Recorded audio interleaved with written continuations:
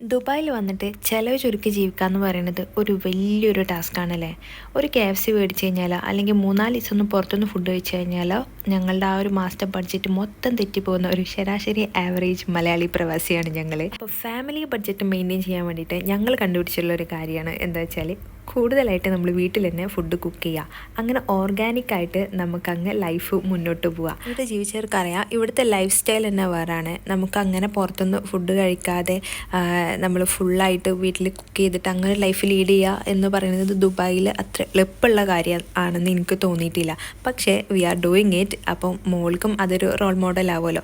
അപ്പം ഞങ്ങൾ ഇങ്ങനെ ഓഫേഴ്സുള്ള സ്ഥലങ്ങളിൽ പോയിട്ടാണ് ഗ്രോസറി വാങ്ങുക. പല പല മോൾസിലായിട്ട് പല പല ഓഫേഴ്സ് ഉണ്ടാവും. അപ്പോൾ ഇതേപോലെ ഇങ്ങനെ ബ്രൗഷറൊക്കെ കിട്ടിക്കഴിഞ്ഞാൽ അതിങ്ങനെ മാർക്ക് ചെയ്തിട്ട് ഞങ്ങൾ അവിടെ പോയിട്ട് സാധനങ്ങൾ പർച്ചേസ് ചെയ്യും. ആ ഒരു മാസത്തെ ബഡ്ജറ്റ് വലിയ തരക്കേടിലാണ് മെയിൻറ്റെയിൻ ചെയ്യാതെ പോവുകയും ചെയ്യും. നിങ്ങൾ യു എയിൽ താമസിക്കുന്നവരാണെങ്കിൽ നിങ്ങളുടെ എക്സ്പീരിയൻസ്